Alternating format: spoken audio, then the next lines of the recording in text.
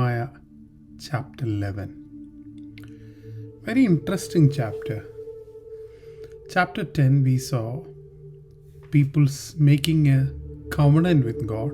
They're sealing it. So the wall is done, census is done, gates are done, covenant is done, houses are being done. But now they have a very different problem. And the problem is, the walls are there, but inside the city, there is no enough people to live. How did that happen? See, when they came back, 50,000 people under Zerubbabel, when they came back, Jerusalem was in ruins, so they couldn't live there. So what they did is they went to the neighboring places and they settled there. So in Jerusalem, after rebuilding also, nobody is there to stay. So this chapter is, how did they get people in Jerusalem? Let's read verse 1. Chapter 11, verse 1. The rulers of the people dwelt at Jerusalem. Rest of the people also cast lots to bring 1 of 10 to dwell in Jerusalem. So 10 people are outside, lot, because you have to get people to the holy city. 9 parts to dwell in the other city. So in Jerusalem, 10 people are there, 1 will come. Verse 2 is very interesting.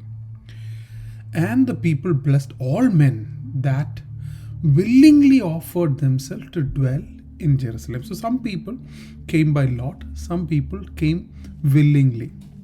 Verse 3 it says, now these are the chiefs of the province who dwelt in Jerusalem. Again, a great list of people. It's so important, who volunteered to come.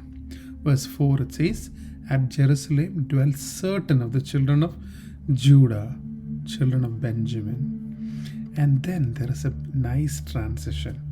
What happens within the city? Let me read a few things so you get it. Chapter 11 verse 12 it says, these were the brethren who did the work in the house, the work of the house.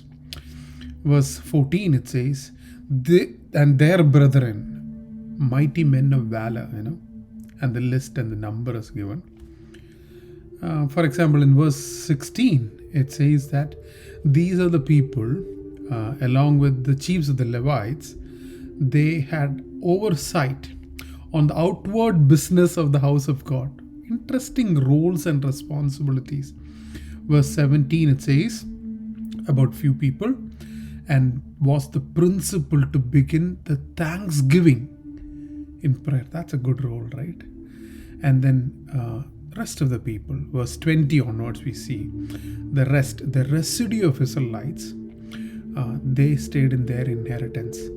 There also it talks about there were certain people who were singers every day. This became a defined community. Jerusalem started having people and houses. See how God changes. Something that was in ruins to something that is beautiful.